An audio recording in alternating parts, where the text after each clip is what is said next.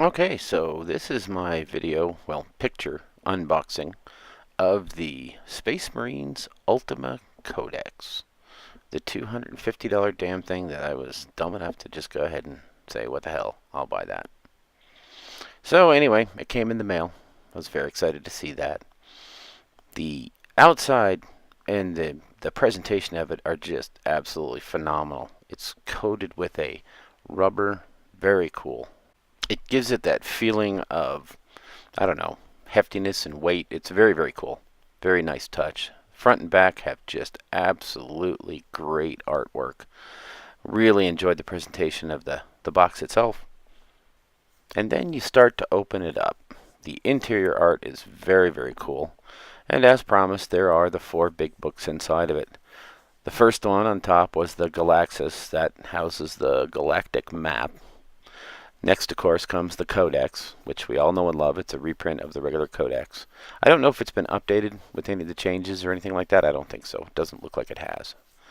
But very, very cool. Nice presentation.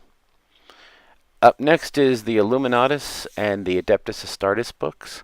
The Illuminatus is a book that covers the different artwork, whereas the Adeptus Astartes is kind of like the Armies on Parade. So I'll start out with the Adeptus Astartes book, which is a collection of all the well-painted Citadel Heavy Workshop, or Heavy Metal Painters Workshop models. Nothing really crazy here, nothing you haven't seen in White Dwarf. The one thing is when you get into the interior pages, they have a lot more close-ups and a lot more interesting photos. So it does have a little bit of, I don't know, what you want to call incentive, whatever, to actually paint these things and make them look really good. And it's pretty much advertising for the company. That's what they're in business for. Next up is the Illuminatus book. This one has all the great artwork from the Codex and some other different sources inside of it. I'm not going to show too much of the inside of it because I'm afraid they might get mad, but it's got some really awesome art, and it's just nothing but the art, and in the captions it has who painted it and what their inspiration was for it. It's very, very cool. I like that one a lot. Oh, the overleafs of all these books are printed with all this neat, you know, old lore from 40K, so they look very cool. The presentation is really, really well done. And next up comes the Codex. It's the standard Codex. I didn't see a lot of differences in it from the standard Codex, but one thing that's really cool about that book, as well as all the others, is they're all imprinted along the edges, not in silver like the Forge World books, but in black. You can kind of see it in this picture.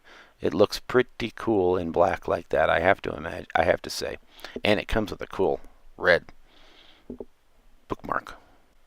And the last thing to look at is the Galaxis book, which is actually just a holder for the large poster-sized map of the galaxy as far as Warhammer 40K universe knows it. It's pretty large. It's poster size. The folds in it kind of are annoying, so if you were going to put it into a poster frame or something like that, you'd have to work on flattening it out and getting it uncreased. But, I mean, that's not too bad of a deal. That's doable. And that pretty much completes the package. So, overall, was it worth 250 bucks? I'm not sure I can say it was worth it, but I also don't feel like I got ripped off either. So, I'm one of those weird ones. You know, I thought the collector's edition of Apocalypse was cool, too. So, anyway, if you're going to play day-to-day with it, I wouldn't suggest running down to get it. But if you're into the collector stuff, it's definitely well worth it. Okay, see you around. Have a good one.